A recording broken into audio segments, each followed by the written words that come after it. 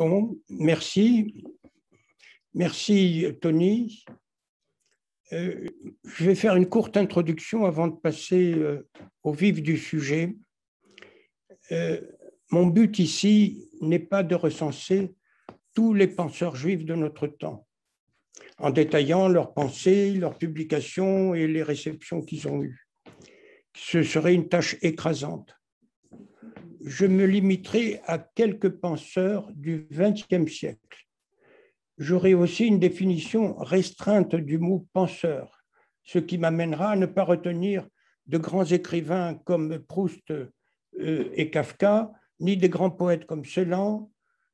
À regret, je ne parlerai pas non plus des penseurs ayant vécu à cheval entre le 19e et le 20e siècle, tels que Ernst Bloch, avec son principe espérance, Freud, fondateur de la psychanalyse et qui a écrit Moïse et le monothéisme, etc., ni Martin Buber, auteur de Le jeu et le tu, ni Henri Bergson, bien sûr, philosophe, auteur notamment des deux sources de la morale et de la religion, qui, bien que proche de la conversion au christianisme, s'est considéré comme juif jusqu'à la fin de sa vie. Et enfin, Stefan Zweig, qui a si bien décrit le monde d'hier. Chacun d'entre eux mériterait, à mon avis, un ou plusieurs bêtes midrash. Même limité au XXe siècle, ma sélection de penseurs juifs est arbitraire, va apparaître comme arbitraire le choix de leurs œuvres que j'exposerai. Je ne peux pas parler de toutes leurs œuvres. Les raisons de ces choix apparaîtront, j'espère, à la fin de mon exposé. Voici donc les 7 penseurs juifs que je vais retenir aujourd'hui, résumant leur vie et rapportant brièvement leurs pensées et leurs œuvres. Hans Jonas, Viktor Frankl, Yeshayahu Leibowitz, Abraham Yehoshua Heschel, Gershom Scholem, Hannah Arendt et Walter Benjamin. Je n'aborderai que certains aspects de la pensée d'Abraham Heschel qui a fait récemment l'objet d'un exposé complet et remarquable par Pierre Lazare. Dans une deuxième séance d'ici quelques temps, on en parlait avec Tony, j'envisage de présenter sur le même modèle, si l'intérêt de cet exercice se confirme, Elias Canetti, Emmanuel Levinas, Vladimir Yankelevitch, Jacques Derrida, Albert Memmi et Gisèle Halimi. Et les penseurs de notre communauté me pardonneront de ne pas parler ni de Rivonne Trigier, ni de Catherine Chalier, dont la pensée irrigue, je dirais, en permanence nos réflexions par leurs ouvrages, leurs conférences, leurs commentaires. Je proposerai à la fin de mon exposé quelques réflexions sur les penseurs présentés aujourd'hui, ce qui les lie, ce qu'ils ont apporté à la pensée juive contemporaine. Et pour donner de la respiration à mon exposé, je proposerai un temps très court, après chacun des personnages que je vais présenter, un temps très court pour une question ou une réflexion, de façon à laisser quand même un peu de temps pour la discussion finale.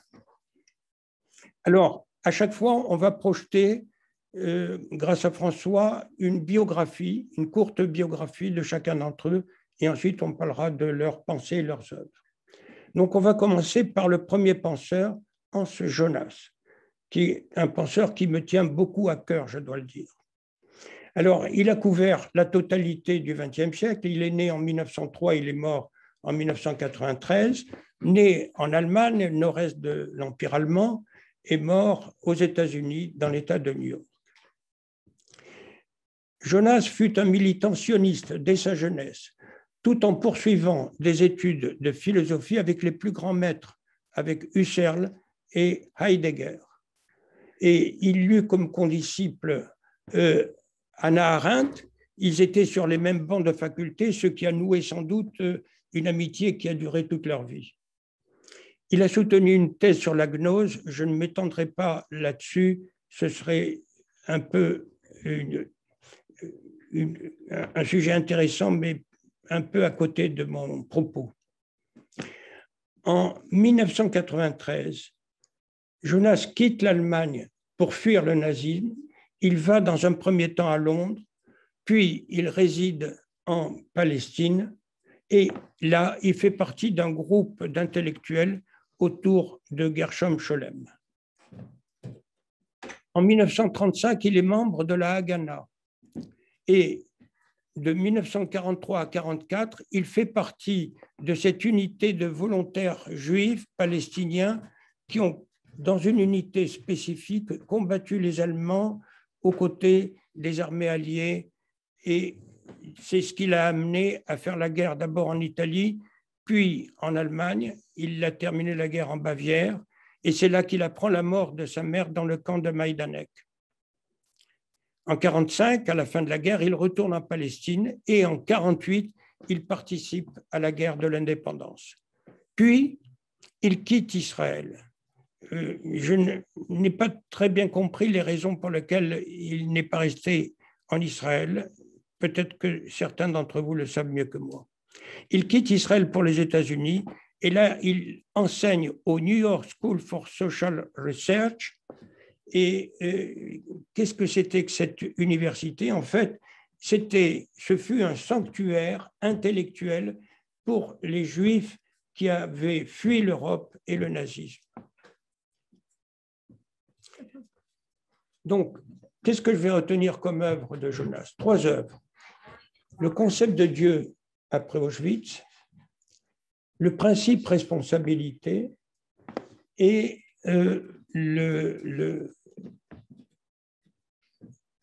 la troisième œuvre que je vais retenir, c'est le médecin et le droit de mourir. Alors, dans le concept de Dieu après Auschwitz, Jonas se pose la question, comment expliquer le silence de Dieu et sa non-intervention pendant la Shoah? Comment expliquer sa non-intervention alors que le peuple, son peuple, le peuple avec lequel il avait conclu une alliance, était en train de se faire massacrer de façon indicible? Et pour expliquer ce silence et sa non-intervention, Jonas dit qu'il y a une impossibilité de faire tenir ensemble les 3 attributs de Dieu, l'intelligibilité, la bonté et la puissance. Et donc, le seul moyen de comprendre ce silence et cette non-intervention de Dieu, c'est l'abandon de sa toute-puissance. Donc, dès lors, si on abandonne la toute-puissance, Dieu se limiterait à l'accompagnement des souffrances humaines. Et vous voyez qu'on est proche d'un concept qui est la Shekhinah.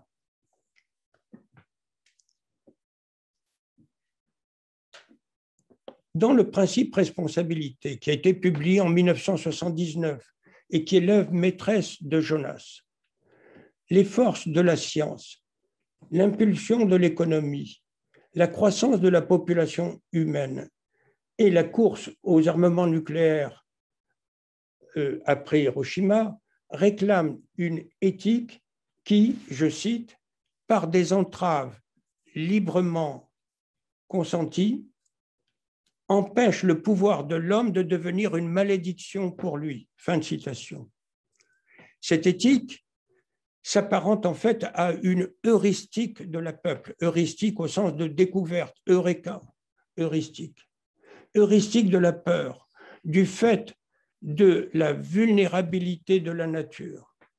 Aussi, affirme-t-il, un nouvel impératif catégorique sur le modèle kantien. Je rappelle que Kant, dans le fondement de la métaphysique des mœurs, avait proposé l'impératif catégorique suivant: agis de façon telle que tu traites l'humanité aussi bien dans ta personne que dans tout autre, toujours en même temps comme fin et jamais simplement comme moyen. Fin de citation de Kant. Jonas prend le même modèle et nous dit: agis de façon que les effets de ton action soient compatibles avec la permanence d'une vie authentiquement humaine sur Terre. Fin de citation. Et vous voyez dans ce que je viens de dire, les mots importants, c'est permanence d'une vie authentiquement humaine sur Terre. Cette éthique de la prévision et de la responsabilité entend en fait protéger nos descendants des conséquences de notre action présente. La fiction apocalyptique de Jonas, des dangers qui menacent l'humanité depuis en fait Hiroshima et les risques liés aux avancées sans frein de la technologie font et ont fait de Jonas un des penseurs les plus importants de l'écologie.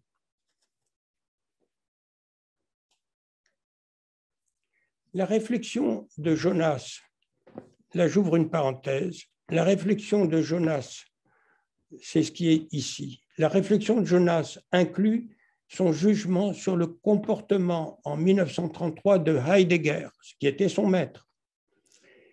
Et il dit, je cite, « L'alignement du penseur le plus profond de l'époque sur le pas cadencé des bataillons bruns, ça l'a représenté pour lui une débâcle de la philosophie. Pour lui, le temps était venu de se préoccuper des, je cite, des agressions qu'une humanité déjà excessivement nombreuse inflige à la nature terrestre, laquelle va en se rétrécissant. » Vous voyez, à nouveau, pensée écologiste. Cette analyse l'amène à critiquer les utopies conduisant à la violence, telles que l'utopie nationaliste et surtout l'utopie marxiste, avec sa lutte des classes. Et c'est là qu'il prend sa distance par rapport à Ernst Bloch et à son principe espérance qui avait été publié entre 30 et 20 ans avant le principe responsabilité de Jonas. Ernst Bloch, dont le marxisme, car il était marxiste, Bloch, dont le marxisme avait proposé un âge d'or, un paradis terrestre du, je cite, du loisir actif. L'histoire, la pensée de Bloch était que le travail et le loisir devaient être tout un, ensemble. Et Jonas dénonce ceci comme un rêve, dont il souligne qu'il fait peu de cas des relations subjectives interhumaines. Enfin, un dernier ouvrage de Jonas, La médecine et le droit de mourir. Cet essai soulevait une question éthique liée au progrès de la médecine. À côté du droit de vivre, le droit de mourir apparaît lors de maladies incurables en phase terminale ou lors de mort cérébrale, coma avec mort cérébrale, et maintien en vie technique par des moyens de survie cardio-respiratoire en vue de fait de prélever des organes pour une greffe à d'autres patients. Jonas oppose là les vœux du patient à la poursuite du traitement ou à leur arrêt. Pour lui, ni les médecins, ni les proches ne peuvent s'opposer à, et là j'ai souligné, ne peuvent s'opposer à un droit contemplatif à sa propre mort. Voilà l'essentiel de cette pensée de Jonas. J'insiste sur le droit contemplatif à sa propre mort. Vous voyez qu'on est là dans une vision un petit peu philosophique ou religieuse de ce que peut être une fin de vie, penchée sur la contemplation. Il admet cependant l'arrêt des traitements de maintien en vie, y compris par suicide assisté, à la demande du patient, bien sûr, tout en soulignant la difficulté du dialogue médecin-malade dans de telles conditions. Voilà, nous allons passer au penseur suivant. Le penseur suivant va être Viktor Frankl. Alors, Viktor Frankl était un médecin viennois. Il a vécu toute sa vie et pratiquement tout le XXe siècle à Vienne. Il est né en 1905 et il est mort à Vienne en 1997. Il était neurologue, mais tôt, dès l'âge de 15 ans, il eut une correspondance avec Freud, qui vivait dans la même ville, Vienne. Après ses études de médecine, Frankl devient psychiatre à l'hôpital psychiatrique de Vienne. Quand les nazis prennent le pouvoir en Autriche, on est déjà au moment de l'Anschluss en 1938. Frankl a évité l'euthanasie des malades mentaux dans le cas de l'action T4 et ceci par des faux certificats. Je rappelle ce qu'était l'action T4. Ça a été une des premières mesures prises par Hitler quand il a pris le pouvoir. L'action T4 consistait à apporter ce que Hitler appelait une mort miséricordieuse, entre guillemets, à des personnes dont la vie était considérée comme ne valant pas la peine d'être vécue de la part, évidemment, des autorités, qu'il s'agisse de malades mentaux ou autres. Et cette action T4 n'a pas duré très longtemps, car il y a eu une campagne menée par les autorités religieuses allemandes pour que ça s'arrête, et Hitler a été obligé d'arrêter, ce qui, paradoxalement, singulièrement, nous amène aussi au silence des mêmes autorités religieuses plus tard, lors de la Shoah.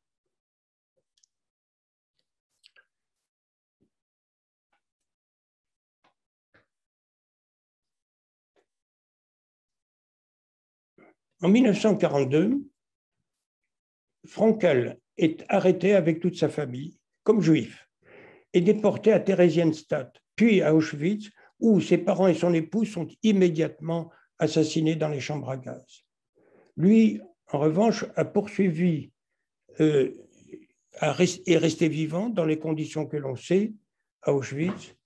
Puis, à la fin de la guerre, il a poursuivi sa carrière de psychiatre à Vienne comme directeur de la clinique neurologique. Et c'est là qu'il a développé sa méthode sur laquelle je vais m'étendre un peu, qu'il a dénommée la logothérapie. Pour comprendre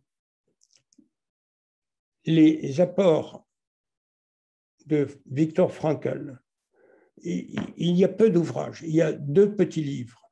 L'un intitulé « Le sens de ma vie, autobiographie », qui a été complété par une analyse de Georges Elias Sarfati intitulée « L'œuvre de Frankl, l'analyse existentielle et la logothérapie ». Et puis, le deuxième ouvrage, « Découvrir un sens à sa vie grâce à la logothérapie ». Frankl prit rapidement du recul par rapport à la psychanalyse freudienne, qu'il trouva trop penchée vers le passé et vers la sexualité. Et il proposa pour sa part une psychothérapie tendue vers l'avenir et la découverte d'un sens à la vie, permettant de surmonter les difficultés, y compris névrotiques. Il a été un temps proche de Adler, mais il s'en est écarté, car pour lui, la psychothérapie de Adler faisait trop appel à une volonté de puissance. Il prit aussi ses distances envers Jung, qui était lui aussi pionnier d'une psychothérapie, celle-là dite des profondeurs, mais qui faisait trop de cas, d'après Frankl, trop de cas de la mythologie et des religions. Et en outre, je rappelle que Jung a eu une attitude ambiguë, pour le moins, envers le nazisme.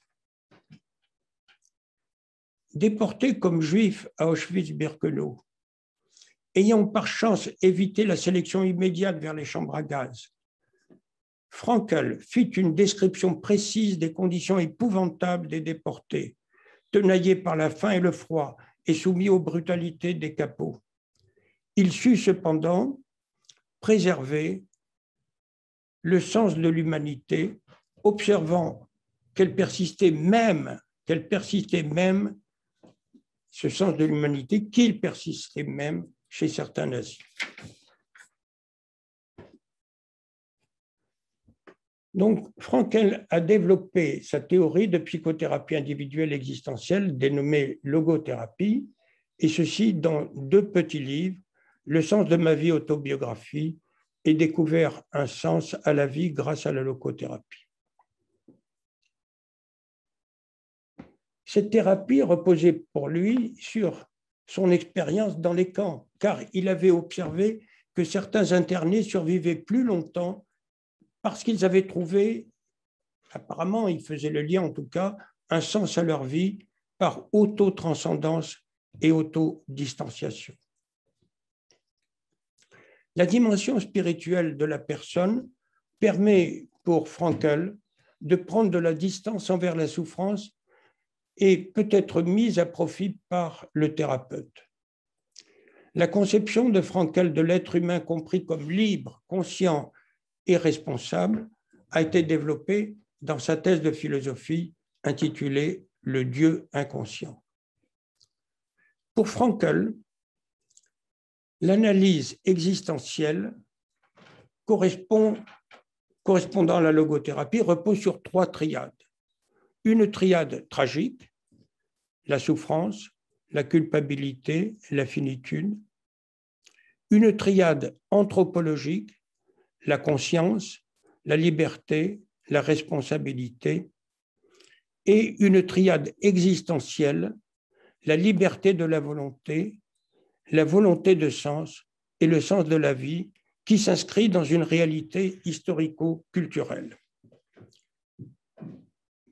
La part spirituelle de la personne correspond à une psychologie des hauteurs par opposition à la psychologie des profondeurs freudiennes. La logothérapie est la mise en lumière de la raison de vivre de la personne motivante chez l'être humain. Et sa postface à l'édition de son livre « Découvrir ensemble la vie » est intitulée, et ceci est aussi un bon résumé de sa pensée, pour un optimisme tragique. Vous voyez l'opposition, vous voyez le renvoi aux triades dont j'ai parlé tout à l'heure. Nous allons passer maintenant au 3e penseur dont je voudrais parler, Yeshayahu Leibowitz. Lui aussi a couvert tout le XXe siècle. Il est né à Riga, en Lettonie, et il est décédé en Israël en 1994. Leibowitz a eu une éducation juive traditionnelle à Riga, mais ensuite, il poursuit des études couvrant un champ extraordinaire, des études de philosophie et de théologie à Berlin, puis des études de médecine et de chimie à Bâle. Tout ceci explique que Leibowitz avait un savoir encyclopédique. C'est alors qu'il immigre en Palestine en 1934. Et là, son savoir est reconnu et il est chargé, il reçoit le titre de professeur de chimie à l'Université hébraïque de Jérusalem.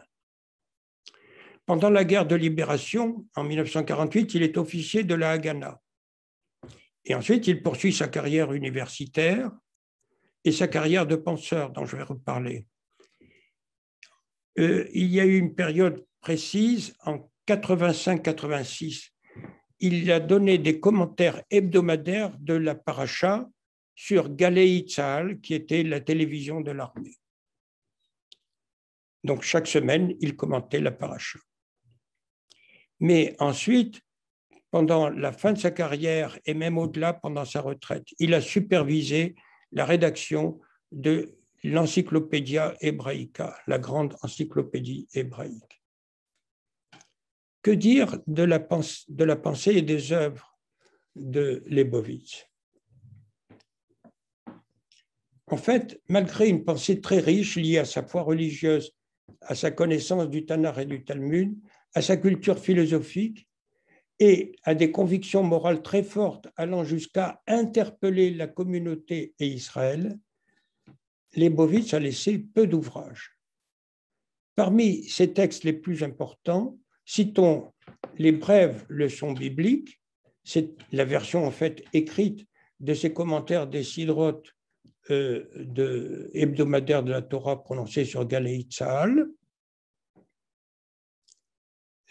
Israël et le judaïsme, ma part de vérité, c'est le titre d'un ouvrage qui correspondait en fait à des entretiens avec Michael Shachar, et enfin, Devant Dieu, 5 livres de foi, qui est une œuvre posthume.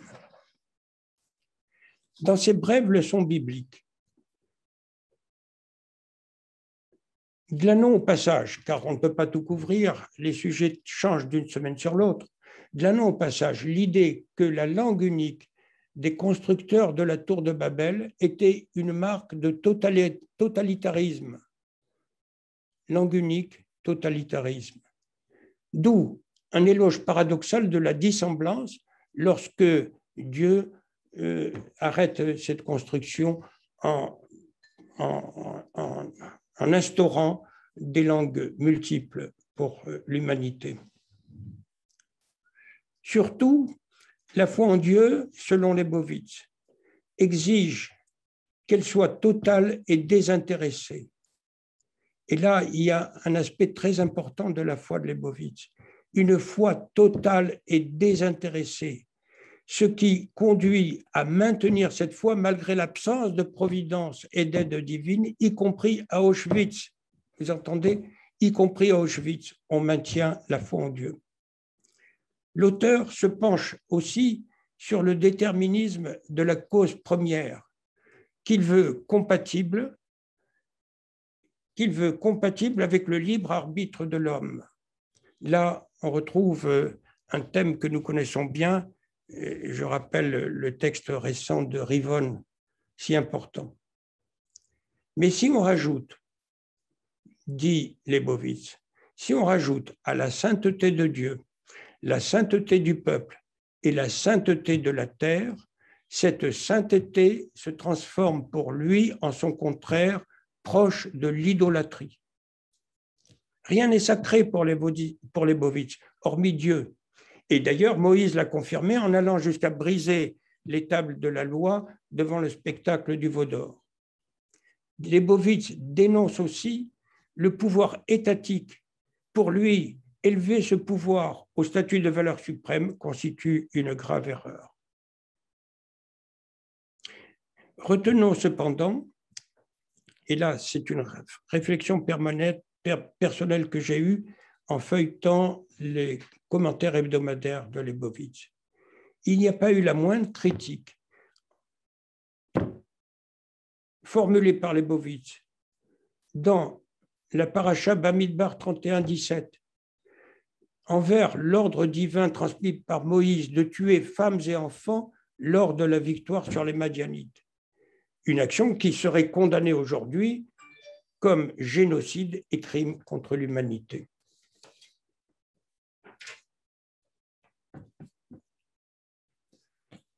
Le livre de Leibowitz, Devant Dieu, développe sa pensée sur la foi à partir de 5 textes.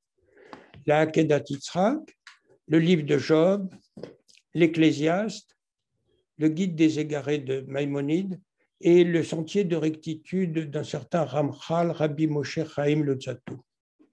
Pour Leibowitz, la crainte de Dieu et la foi sont une seule et même chose dans la pensée biblique. Mais la crainte n'est pas celle éprouvée par l'être humain envers une possible sanction divine. C'est plutôt, je cite, la crainte révérentielle, irat romemut, la crainte de la transcendance de Dieu, la conscience de l'humain se tenant debout devant Dieu. Ainsi, pourrait s'expliquer le silence d'Abraham devant l'ordre divin de sacrifier son fils Isaac et celui de Job quand il finit par admettre que la providence divine n'est pas d'ordre utilitaire. Retenons aussi, du chapitre sur Maïmonide, la distinction entre la providence générale, bonté de Dieu, source de l'existence du monde, et la providence individuelle, lien entre l'humain qui se hisse vers Dieu dans un mouvement ascendant. J'en viens maintenant à quelque chose de très problématique pour beaucoup. C'est les pensées de Leibowitz sur Israël. Il avait en fait un verbe très provoquant. Il n'hésitait pas à hausser le ton, à dire des choses de façon catégorique. Et donc, il eut des pensées provocantes qui n'ont pas manqué de choquer à propos de ce qui est résulté de la guerre des 6 jours. Il a dit, je cite, que la guerre des 6 jours a été une catastrophe historique pour l'État d'Israël. Une évidence pour lui que dès le 7e jour, je cite, l'État d'Israël est par essence l'appareil oppressif du peuple juif sur un autre peuple. Ne voyant d'autre solution, lui, Leibowitz, que le partage du pays entre 2 États souverains, israéliens et palestiniens. Là, il n'était pas le seul à partager cette pensée. Il séparait en outre sa foi religieuse et son sionisme. Pour lui, la religion d'Israël doit être indépendante des intérêts politiques, conservant ainsi sa capacité permanente de critique envers l'État. On va passer maintenant à Abraham Yehoshua Heschel. Il est né à Varsovie en 1907 et il est décédé aux États-Unis en 1972. Heschel fit des études de théologie et de philosophie à Berlin. Il échappe aux nazis lors de la prise de pouvoir des nazis et il émigre aux États-Unis. Et il a enseigné comme rabbin au principal séminaire du judaïsme conservatif, Massorti, comme le nôtre. Il s'est consacré au prophétisme et en plus, il s'est engagé dans la lutte contre les inégalités, notamment dans le cadre du mouvement des droits civiques, aux côtés de Martin Luther King. Il a aussi milité contre la guerre au Vietnam et pour la liberté des Juifs du RSS. Il fut un éminent représentant du judaïsme au Concile Vatican II et après l'ébranlement de la guerre des 6 jours, il proclama le lien entre le peuple juif et la terre d'Israël, tout en croyant à la réconciliation, croyant ou espérant la réconciliation entre juifs et arabes.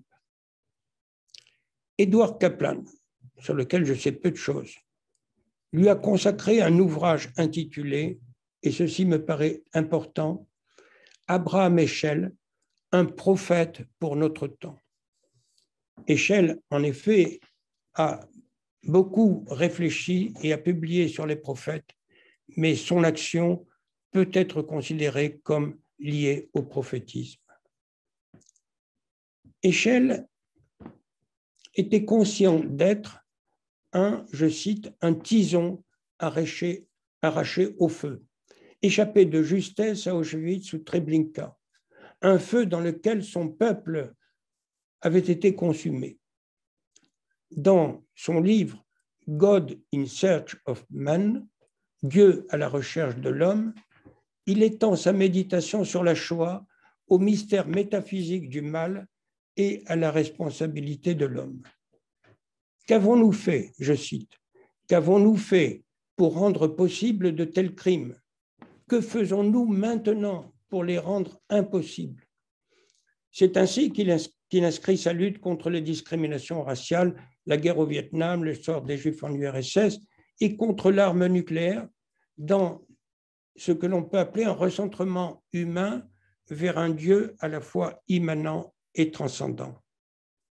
Pour lui, pour Heschel, la crise spirituelle du juif moderne est liée au problème de la foi qui ne prévaut pas assez sur la loi, une foi qui exige intériorité, crainte et recueillement.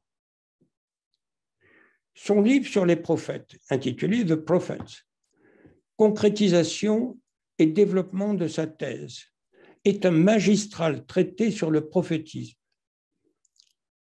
Dans une préface à la dernière édition, il n'était déjà plus de ce monde, sa fille Susanna écrit que dans l'acception commune, les prophètes sont des gens qui prédisent l'avenir, mettent en garde contre les punitions divines envers les péchés et exigent une justice sociale, dont acte.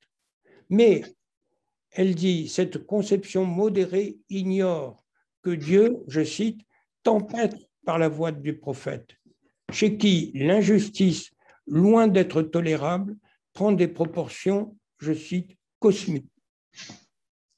Le prophète entend la voix de Dieu et regarde le monde à partir d'une perspective divine. Dieu est profondément affecté par les actions humaines et le prophète témoigne de ce, je cite Heschel là, ce qu'il a appelé un pathos divin, une souffrance divine. Un pathos divin. Pour Heschel, la marche aux côtés de Martin Luther King en 1965 fut un événement spirituel dont il dit ensuite que, je cite, il avait senti ses pieds prier. Entendez, il avait senti ses pieds prier. Heschel dénonçait en outre l'indifférence des communautés juives, particulièrement américaines, et leurs prières qui ne connaissaient pas le langage de l'âme. Dans son ouvrage « Le prophète », Heschel écrit que la relation de l'homme à Dieu est intersubjective. Connais ton Dieu, c'est dans Chronique 1, 28. Connais ton Dieu est l'impératif catégorique de l'homme biblique, plutôt que connais-toi toi-même, Gnosis et Auton. C'est là peut-être l'opposition la plus nette à la pensée grecque.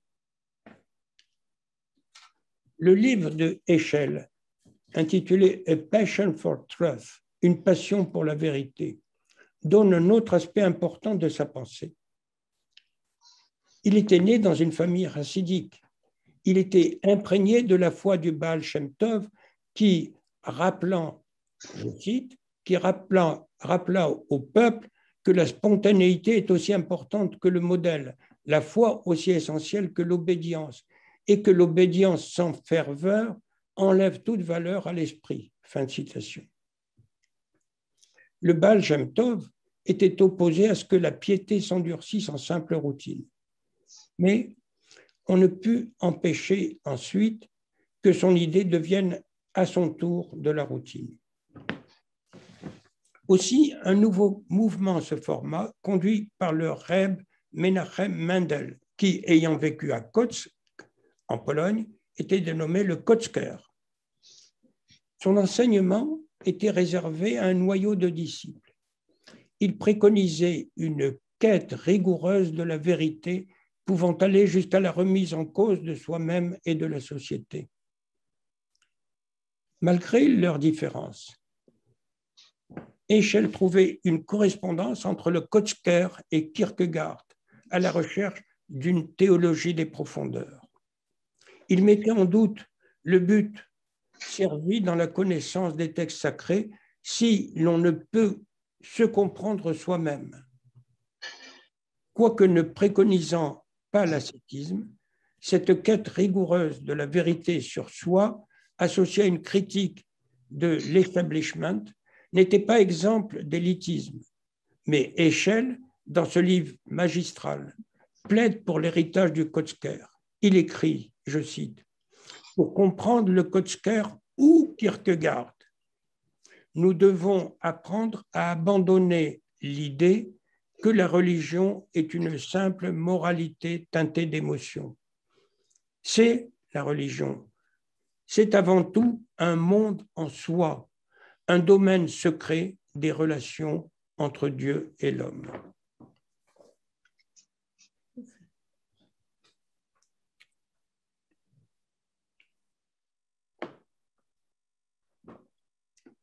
Je passe maintenant à Gershom Scholem. On reste dans le religieux. Il est né en Silésie en 1897 et il est mort à Jérusalem en 1982. Il est né dans une famille juive assimilée, mais il a redécouvert ses racines juives et le sionisme dès l'adolescence. Ensuite, il a étudié la philosophie, l'hébreu, le Talmud, et il a fréquenté Buber et Walter Benjamin. Son frère, député communiste au Reichstag, mourra en 1940 à Buchenwald. Gershom Scholem arrive en Jérusalem tôt, dès 1923. Ses travaux sur la Kabbale font autorité et il devint à ce titre titulaire de la chaire de mystique juive à l'Université hébraïque de Jérusalem. Il fut aussi une des figures morales de l'État d'Israël, défendant, dans le cadre de l'orthodoxie juive, tout à la fois rationalisme et liberté de pensée.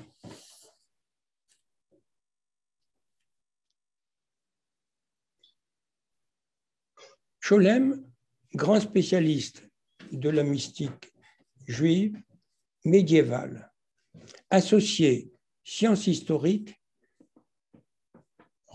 sciences religieuses et approches phénoménologiques. Ces connaissances s'étendaient aussi aux autres mystiques, la mystique chrétienne, la mystique musulmane, le soufisme. Il y avait une très bonne émission sur France Culture ce matin. Et le bouddhisme.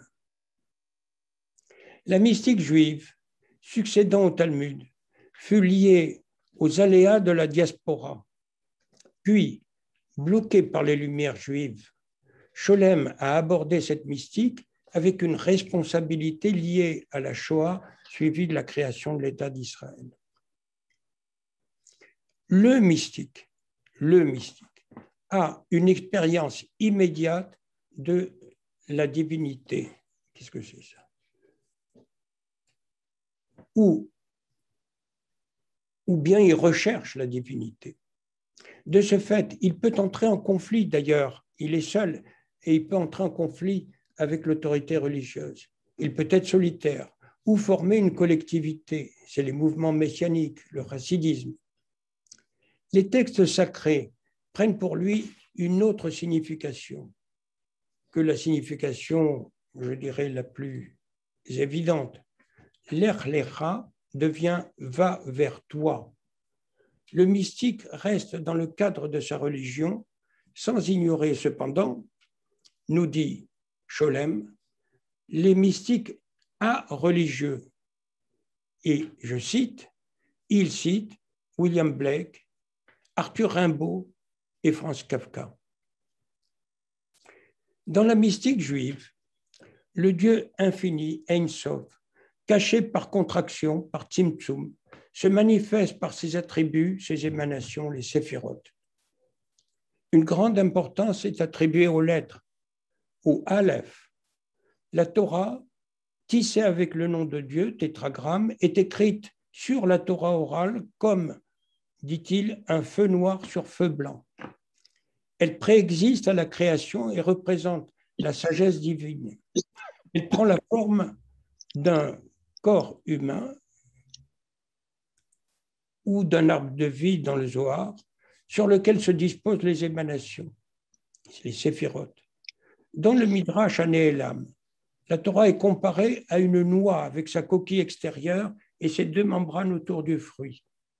La Torah est aussi une fiancée qui ne se révèle qu'à ceux qui l'aiment, confère Shir HaShirim.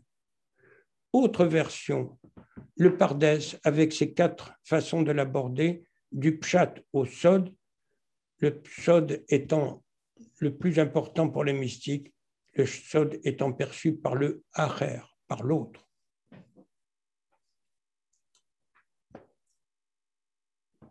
Scholem a consacré une œuvre importante au messianisme juif. Comprendre le messianisme juif, dit-il, passe par l'analyse de la rédemption, une rédemption collective, historique et manifeste, par opposition à la rédemption chrétienne qui est spirituelle, personnelle et invisible. Le messianisme juif est cependant la restauration du royaume de David et du temple et le retour des exilés. Il est universel. Ma maison sera déclarée la maison de prière pour tous les peuples dans Isaïe 56, 7. C'est le surgissement d'une transcendance au-dessus de l'histoire, mais sans les phases catastrophiques de l'apocalypse chrétienne. Rabbi Chia, cheminant avec Rabbi Siméon et voyant pointer l'aurore, dit « Ainsi se produira la rédemption d'Israël. Au début, elle sera à peine visible, puis elle brillera plus nettement, et ensuite seulement elle éclatera dans toute sa gloire. » Le Messie est dans l'attente de son heure, assis aux portes de Rome parmi les lépreux et les mendiants. Les questions agitent les mystiques. Quand viendra-t-il? Peut-on hâter sa venue? Cette venue est annoncée traditionnellement par celle d'Eliaou Hanabi. Scholem distingue 3 courants dans le messianisme, un courant conservateur, un courant révolutionnaire et un courant utopique. En tout cas, l'immense attente du Messie dans les populations juives explique l'adoption en masse dans l'histoire des messages des faux messies, Sabbatai en particulier, suivi de la déception des masses lors de leur abandon et leur conversion. On pourrait aussi expliquer, me semble-t-il, les résistances des Haredim ultra-orthodoxes à la création d'État d'Israël, qui est un résultat du sionisme politique et non d'une intervention messianique. Je vais passer maintenant à Hannah Arendt. Hannah Arendt est née à Hanovre en 1906 et est décédée aux États-Unis en 1975. Elle est née dans une famille de juifs laïcs. Elle a été étudiante en philosophie, je rappelle ce que je disais tout à l'heure à propos de Jonas, elle a suivi les cours de Heidegger et de Husserl. Mais son admiration envers Heidegger la conduisit à une liaison secrète avec lui et à le défendre après-guerre contre les accusations de passé nazi. Excusez-moi.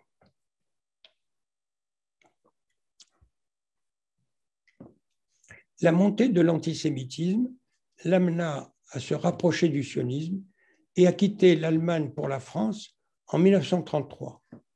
En France, elle est apatride. Elle a été enlevée dans la rave du Veldiv, j'y reviendrai. Elle obtient en 1941 seulement son visa pour les États-Unis. À la fin de la guerre, elle est donc aux États-Unis, mais à la fin de la guerre, elle retourne en Allemagne travaillant pour une association d'aide aux réfugiés juifs, puis elle s'établit définitivement aux États-Unis où elle mena une carrière universitaire comme politologue.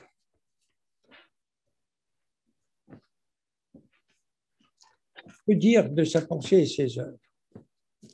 Je vais citer ici 3 œuvres. Les conditions de l'homme moderne, le système totalitaire et Eichmann à Jérusalem. Dans les conditions de l'homme moderne, publié en 1958, c'est un traité philosophico-anthropologique. Pour Arendt, l'action a remplacé la contemplation dans le monde moderne. Le penser a cédé au faire, le quoi et le pourquoi au comment de la productivité, la fabrication du produit au processus et le moyen finalement a remplacé la fin. Il en résulte une réification, une aliénation où règne le principe d'utilité en vue, je cite, du plus grand bonheur pour le plus grand nombre. Fin de citation. La pensée, rendue vulnérable par l'agir, est réduite au calcul des conséquences, ce qui amena Arendt, tenez-vous bien, à prédire le règne des machines électroniques. Je dirais qu'elle a prédit l'intelligence artificielle. Dans le système totalitaire, publié en 1973, Arendt reprend la mise en place et le fonctionnement des 2 systèmes totalitaires contemporains, le stalinisme et le nazisme. C'est Robert. Oui. En Zoom, il fait une conférence sur le chassidisme, sur les prophètes. Qu'est-ce qui lui arrive? Mimi, on t'entend. Je ne sais, je n'ai pas bien compris de quoi il s'agit. Qui est-ce qui parle d'abord? Poursuis, papa. Je poursuis? Oui. Oui, Robert, poursuis.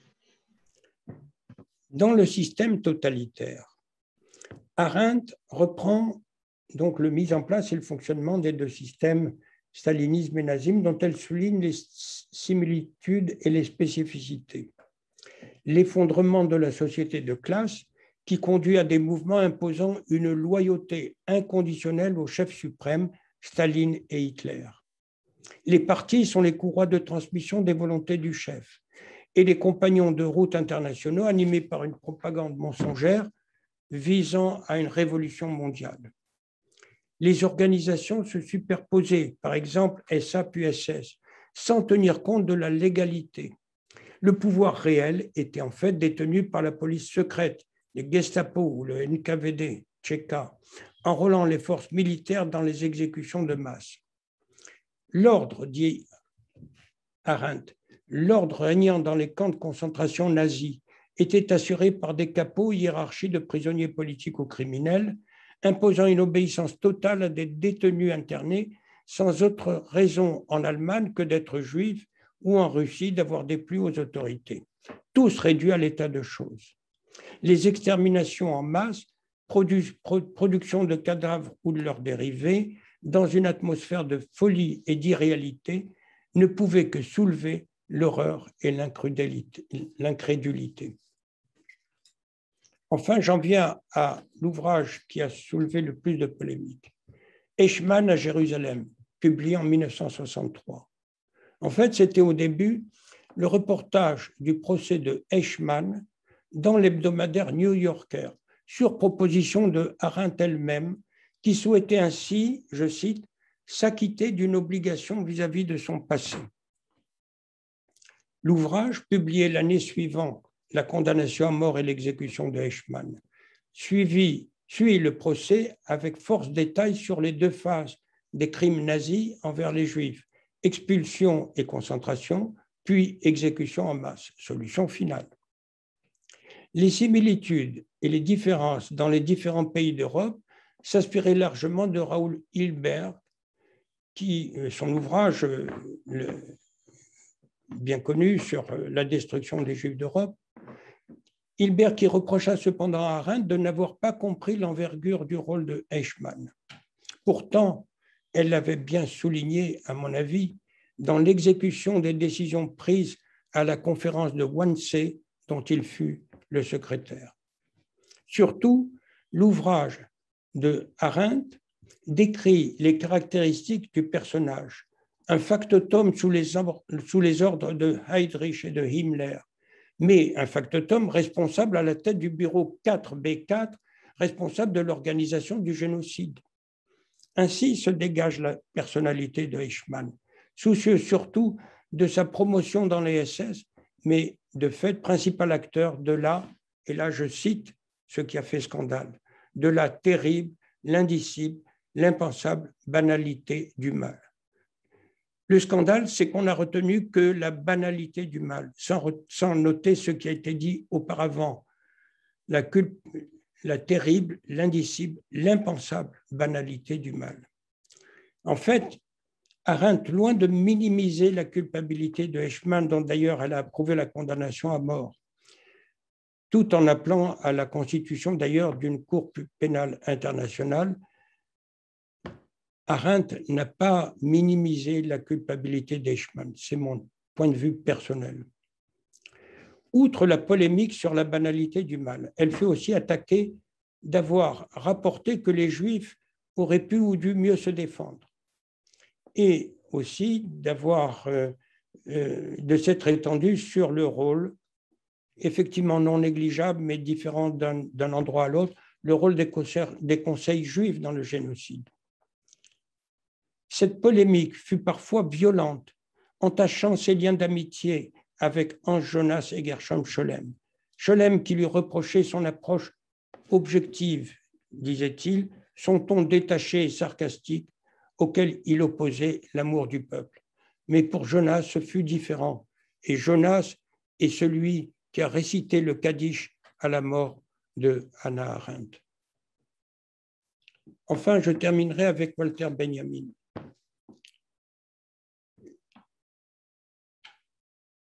Benjamin est né à Berlin en 1892 et il est mort en Espagne, à Portbou, en 1940, par suicide. Il est né de parents assimilés. Il a fait des études de philosophie de l'art.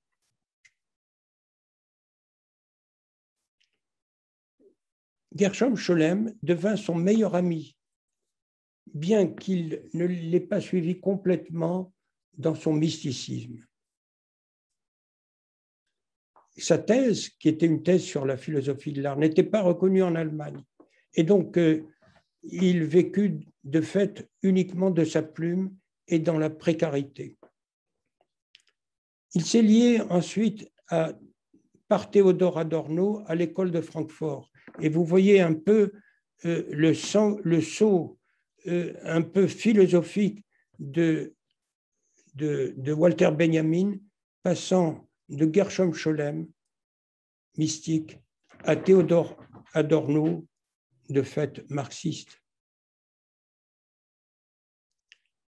Surtout, dans le cours de ses voyages, et il voyageait beaucoup, il devint amoureux de Paris. En septembre 1939, comme apatride, il est enfermé un temps dans un camp français, tandis que sa sœur, ainsi que Hannah Arendt, étaient prises dans la rafle du Veldiv et déportées ensuite dans le camp de Gurs. 4 jours avant l'entrée des Allemands à Paris, il quitte Paris. Il descend rapidement en zone libre et grâce à un réseau de résistance, il parvient à franchir la frontière espagnole. Arrivé à Portbou, je crois que c'est une petite localité de Catalogne, arrivé à Portbou, il se suicide. Que dire de la pensée et des œuvres de Walter Benjamin?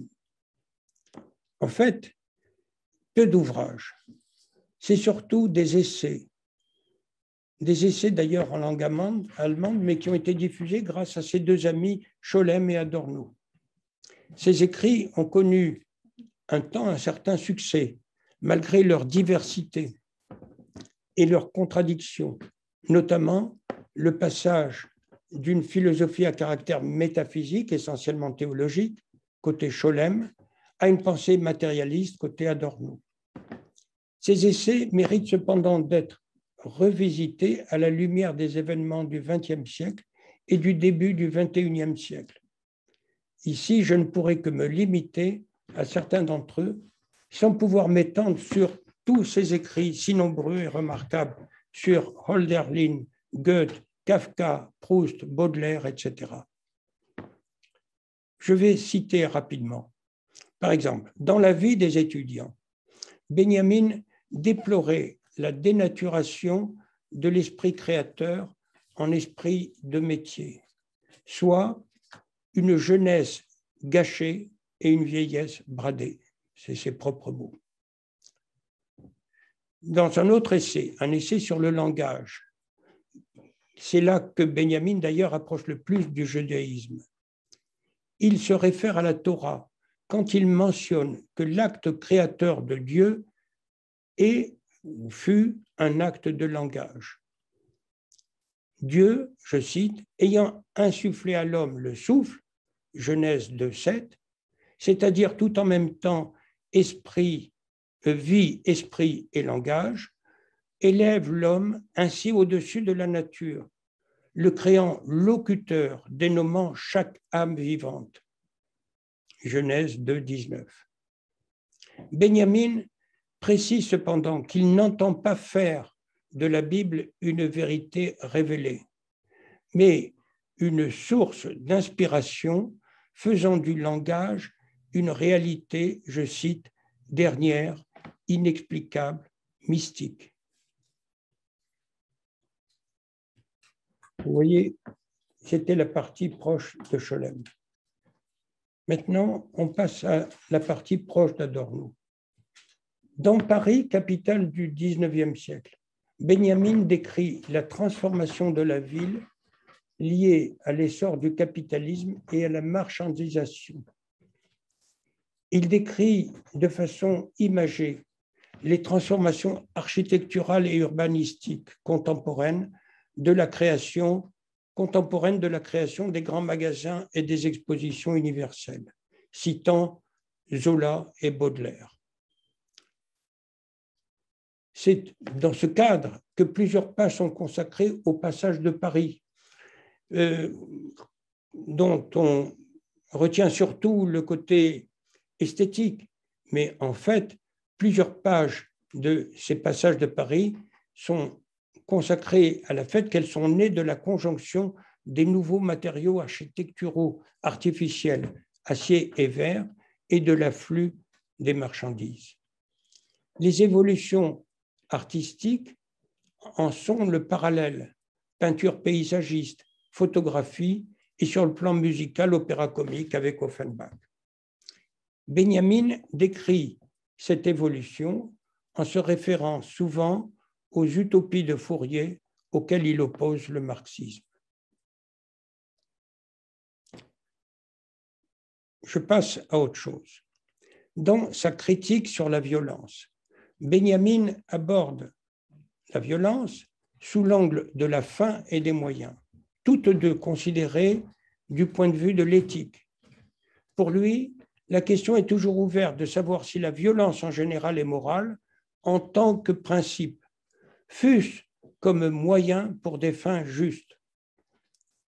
Vous entendez bien, une violence morale en tant que principe parce que les fins seraient justes.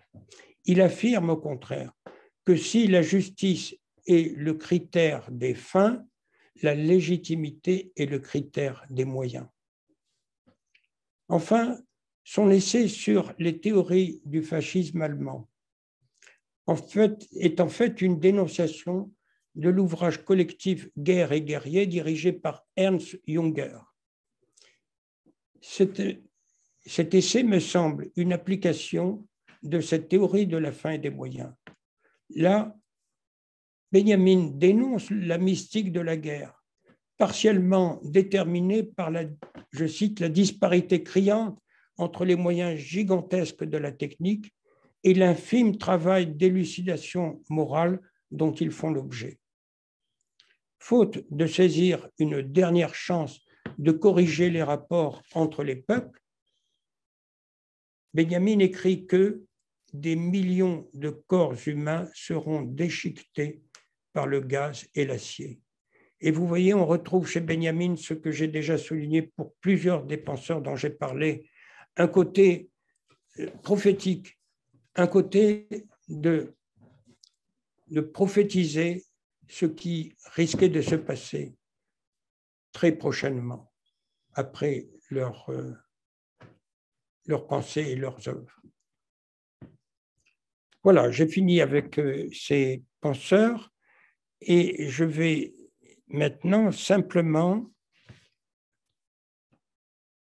faire quelques commentaires personnels avant la discussion qui sera ouverte et sans doute importante, menée par Tony.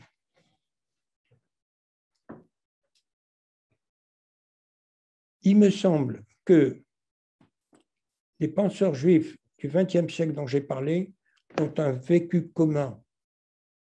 Ce vécu commun, c'est la Shoah et la création de l'État d'Israël. Mais qu'ont-ils en commun, ces penseurs? D'abord, une pensée profonde, une culture étendue, encyclopédique, je l'ai dit pour, par exemple, Yeshayahu Leibovitz. Ensuite, ce sont des penseurs juifs. On peut discuter de ce qu'a été leur judéité. C'est ça qui mériterait une bonne discussion aujourd'hui. Mais en même temps, des penseurs européens ayant vécu les vicissitudes de l'histoire européenne du XXe siècle. Je tiens aussi à souligner les liens personnels entre certains d'entre eux, entre Jonas, Hannah Arendt, Gershom Scholem. Et surtout, je souligne qu'il s'est agi des penseurs du XXe siècle marqués par l'horreur du génocide, le bouleversement technologique et civilisationnel et la création de l'État d'Israël. Évidemment, trois aspects très différents l'un de l'autre, mais qui méritent d'être soulignés. Mais il y a des différences importantes, par exemple envers la religion, allant de la stricte observance au mysticisme ou au côté agnostique de certains d'entre eux. Hannah Arendt, par exemple. Des différences aussi envers la politique, par exemple la politique de l'État d'Israël, confèrent les propos de Leibovitz. Mais par-dessus ces différences, ils ont des points communs. La religion, Jonas et sa thèse sur la gnose, et Scholem, la mystique juive et la Kabbale. Leibovitz et Heschel, profondément religieux. Et puis, des points communs sur le plan politique. Je rappelle le fort engagement de Heschel et de Leibowitz. Et enfin, des points communs sur le plan de l'éthique. Et ça, je pense que c'est ce qui les unit tous les 7 dont j'ai parlé. Tous des moralistes. Mais c'est une éthique juive. Et comment peut-on qualifier une éthique juive? Voilà ce qui mérite la discussion ici aujourd'hui. L'éthique juive, et c'est pour ouvrir la discussion que je terminerai sur ces mots, éthique juive, c'est-à-dire obligation au pluriel, obligation envers l'autre avec un A majuscule. Je vous remercie.